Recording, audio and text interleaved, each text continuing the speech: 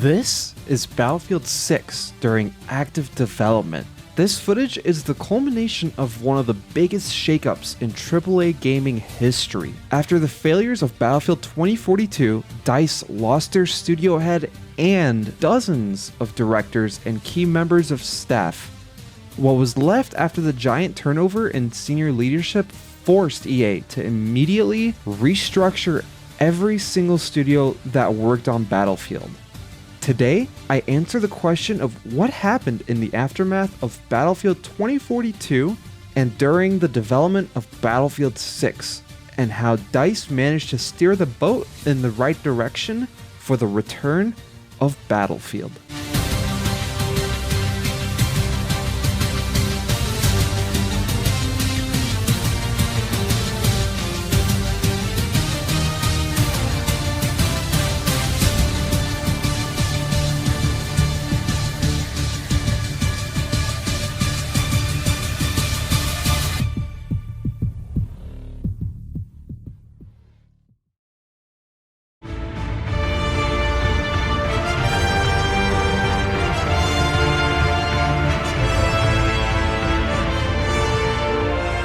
Just weeks after the disastrous launch of Battlefield 2042, EA installed Vince Zampella as the head of Battlefield.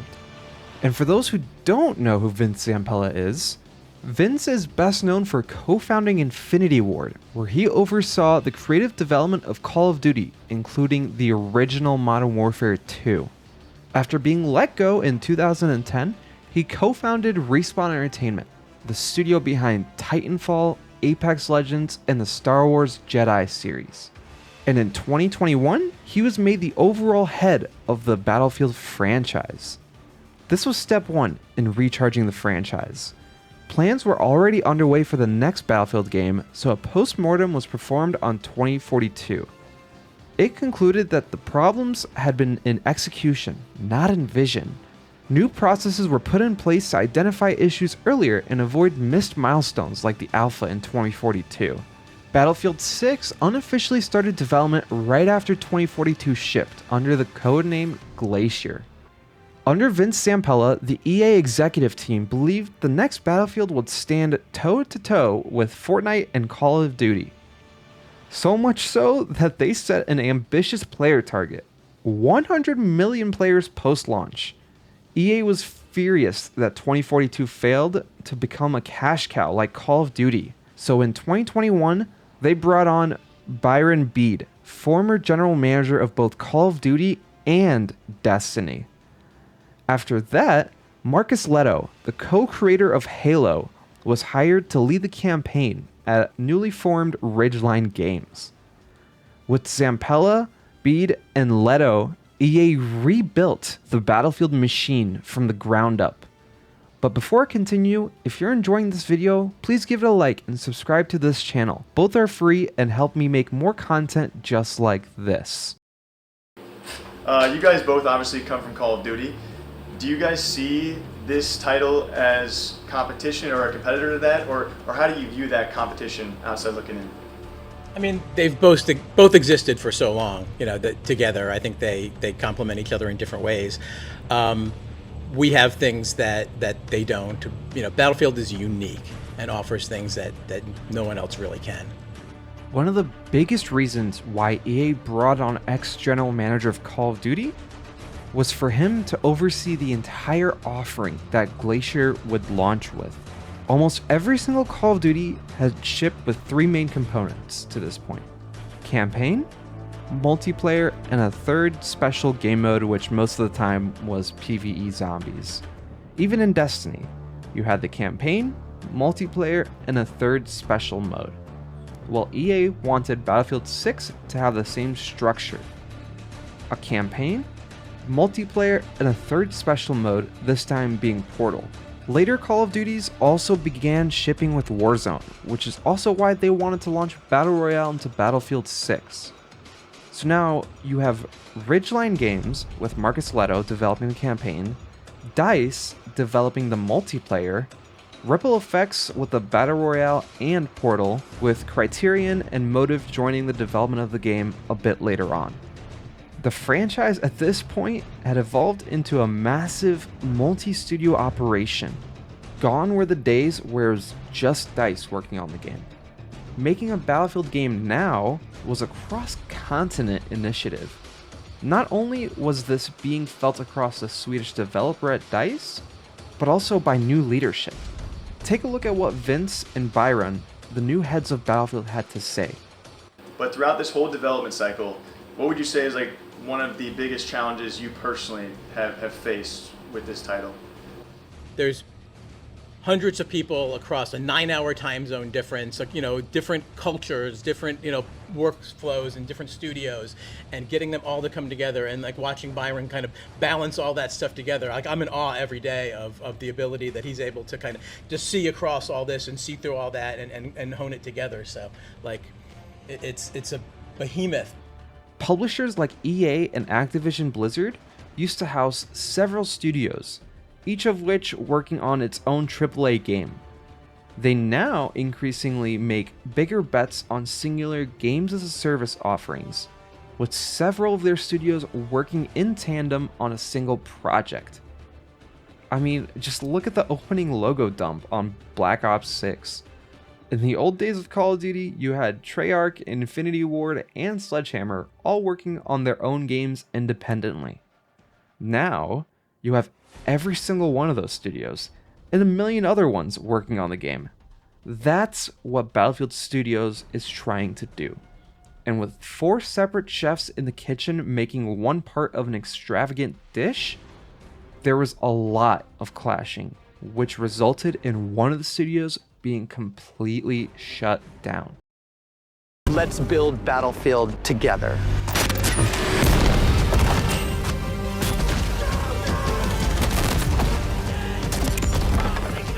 The Marcus Leto-led studio worked on Glacier's campaign for about 2 years. In February 2024, though, Ridgeline was shut down completely. Marcus Leto left the company, and the rest of the studios were left to pick up what they had done thus far.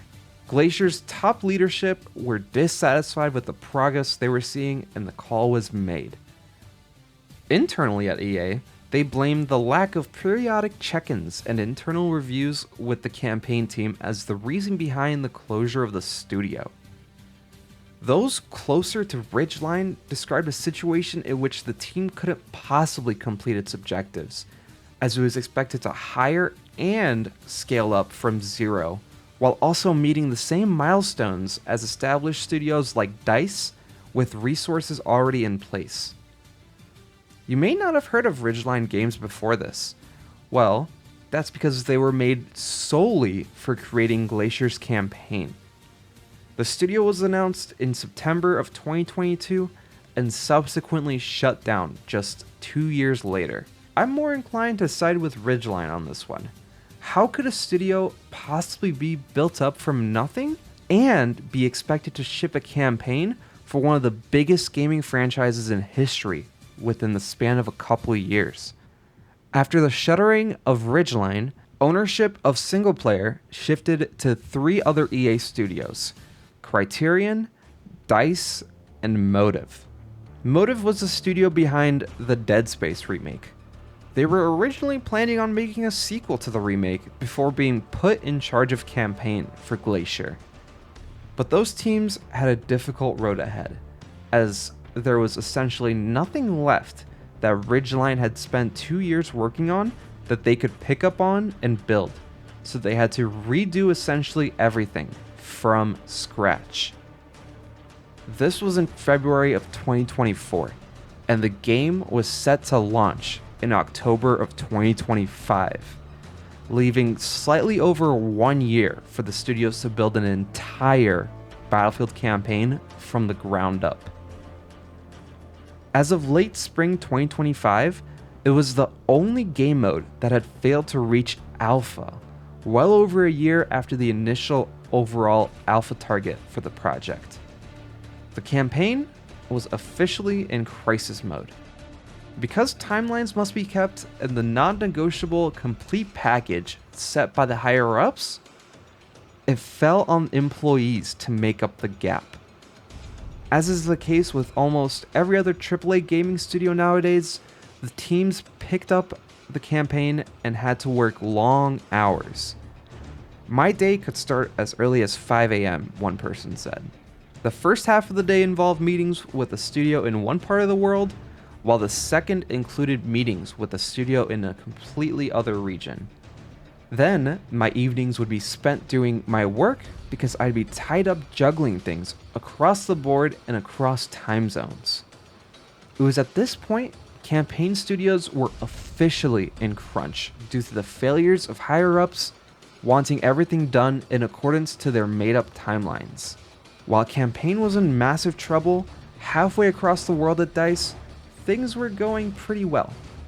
As a reminder, DICE had their hands full with the multiplayer portion of Project Glacier, and it's pretty obvious they were having a vastly different experience putting this game together than their US-based counterparts. They didn't experience nearly the same amount of crunch as the campaign studios were facing during development, but they did feel the tension between some of the studios and the new US-based leadership. DICE had the pride of starting Battlefield and owned that IP, but now the studio was just supporting it for American leadership, is what the employees at DICE felt.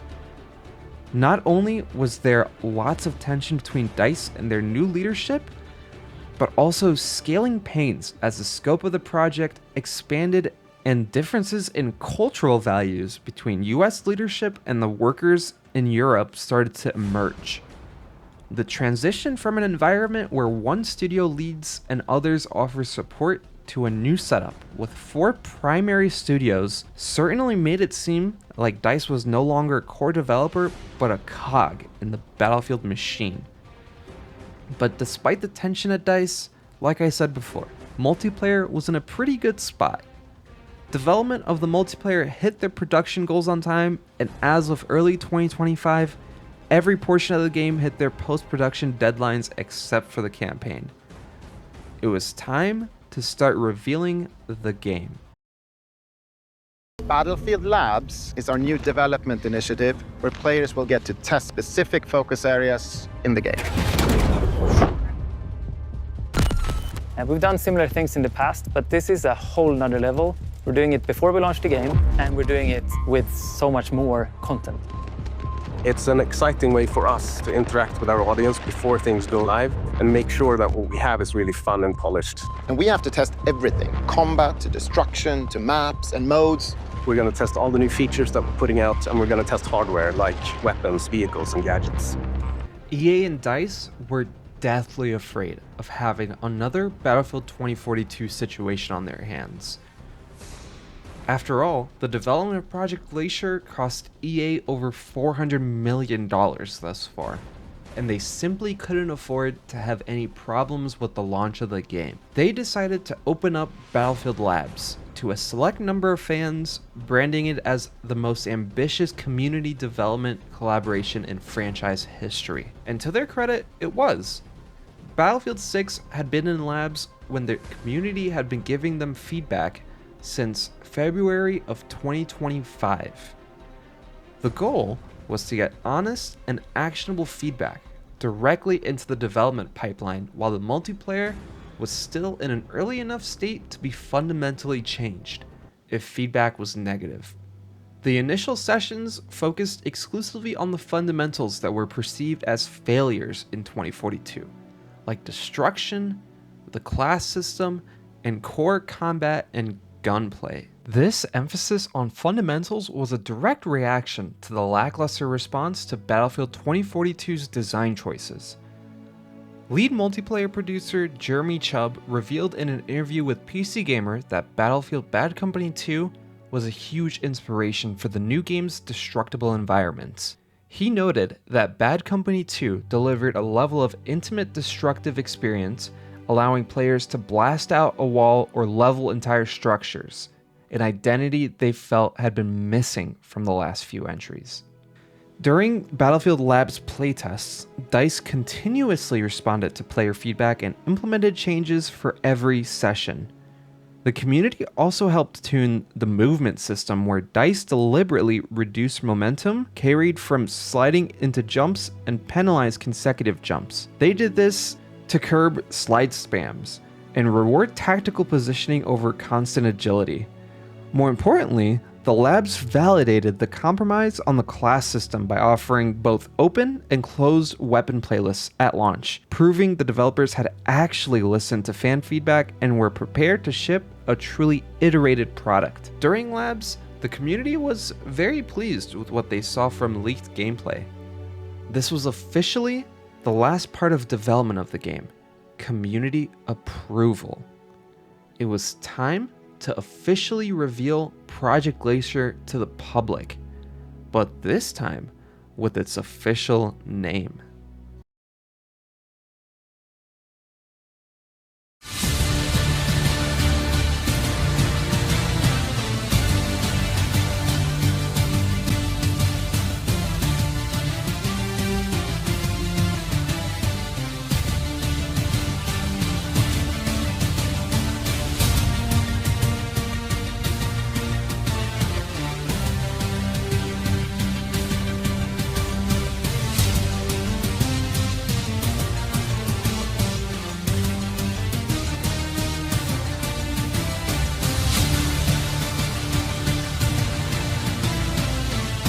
Battlefield 6 was revealed to the public in July of 2025. The official trailer showed off the campaign, and a week later, another trailer for the multiplayer was revealed. The campaign trailer looked interesting, but behind the scenes, the team knew that it wasn't going to be received well once the game actually launched. I mean, they only had a year and a couple of months to build the entire mode. What really excited fans, however, was the multiplayer trailer.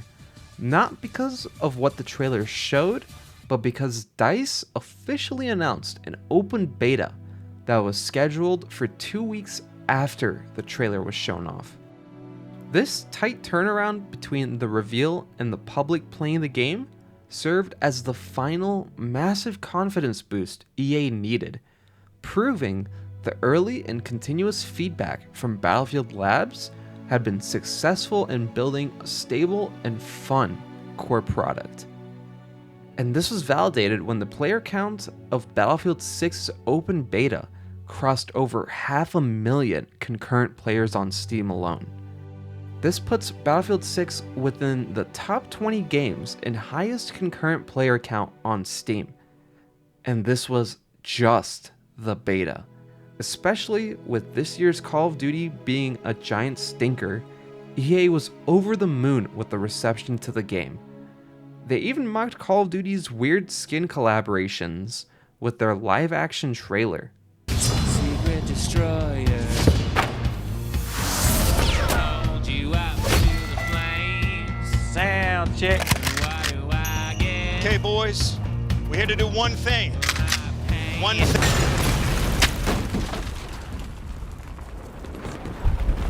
Who was that? Doesn't matter. Let's move. Now, the beta wasn't all sunshine for the community.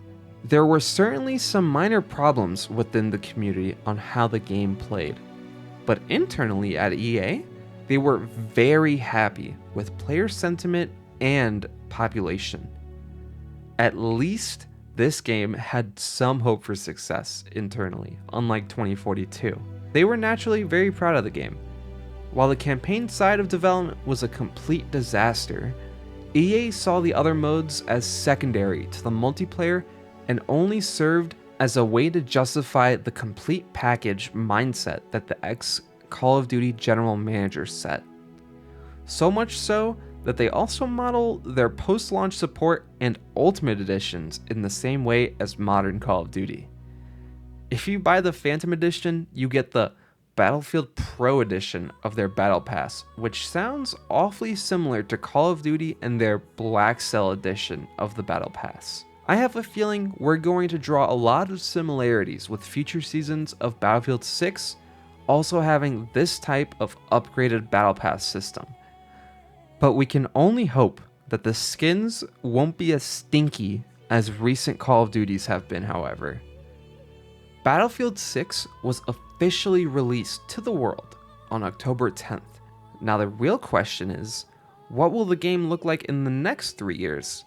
I mean, EA wants the game to hit 100 million players, which is a bit insane considering the best-selling Battlefield game, Battlefield 1, only hit 33 million players. But they will do everything in their power to continuously attract new players throughout the life of this game. Also, it'll be interesting to see how Battlefield Studios evolves over the lifespan of this game and into the next Battlefield game. Will the 4 studios continue their split responsibilities of creating chunks of the game and gluing them together again? Or will they return to a single studio-led title like the old Battlefield games? Only time will tell. But until then, let me know which type of Battlefield game you prefer in the comments down below. Do you want to see DICE lead and other studios support? Or do you want a bunch of studios focusing on specific areas? It'll be interesting to see what you guys think, and as always, thank you for watching.